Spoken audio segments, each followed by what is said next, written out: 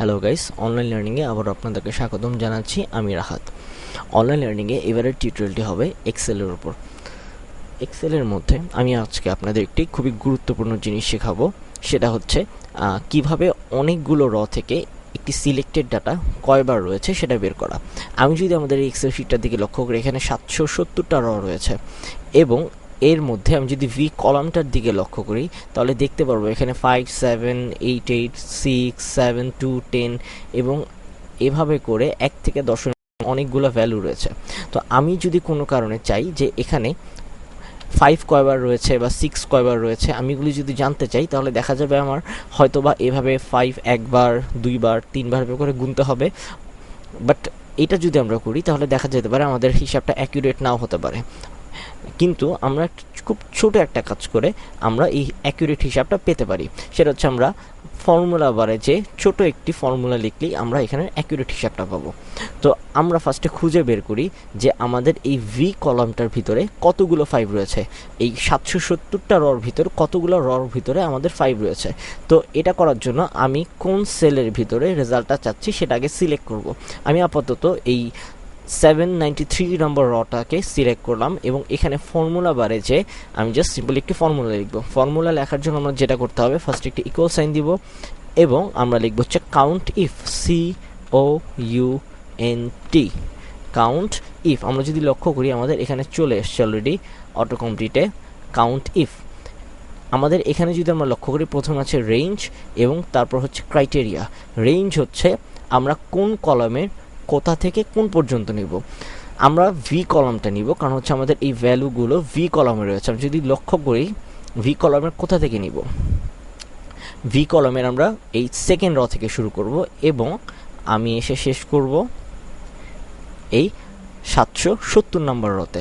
তো আমি যদি আবার আমাদের আগের সেলটা সিলেক্ট করি, অর্থাৎ 793 নম্বর সেলটা যদি আমি সিলেক্ট করি, তো কাউন্ট ইফ ভি 2 থেকে শুরু হবে এবং এসে শেষ হবে হচ্ছে V770, অর্থাৎ আমাদের রেঞ্জ সিলেক্ট হলো। আমি যদি এখানে লক্ষ্য করি আমি দেখতে পাবো যেখানে আমাদের এখানে এসে শেষ হয়েছে।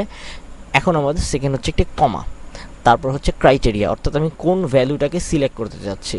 এই জন্য আমাদের কোটেশন মার্কের ভিতরে আমি যদি আপাতত বলি আমি 5 দেখবো যে কতগুলো 5 রয়েছে এবং 5 এরকম কোটেশনের ভিতর দিয়ে আমি ব্র্যাকেটটা ক্লোজ করে দিব। নাও জাস্ট প্রেস হিট এন্টার।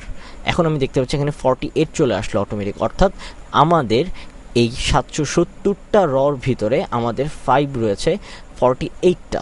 এখন আমি যদি এভাবে আরেকটা ভ্যালু বের করতে চাই, এখন আমি 10 দেখি কয়টা রয়েছে।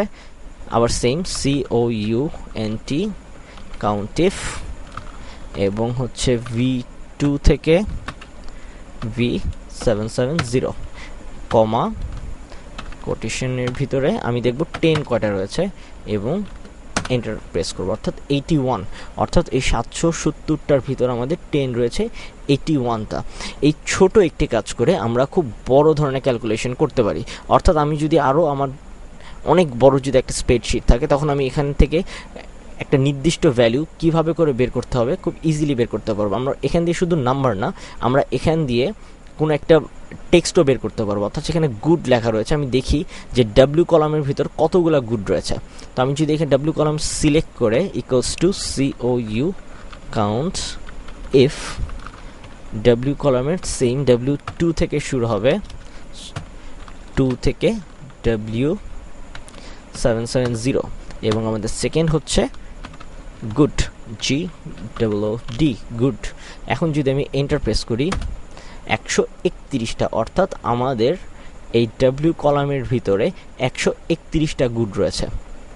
এই হচ্ছে আমাদের আজকে এক্সেলের উপর খুব ছোট বাট খুবই গুরুত্বপূর্ণ একটি টিউটোরিয়াল, যেটা আপনাদের অনেক কাজে লাগবে আমি মনে করে থাকি। তো ধন্যবাদ আমার সাথে থাকার জন্য। আরও মজার টিউটোরিয়াল নিয়ে আমি আপনাদের সামনে হাজির হব খুবই শীঘ্রই।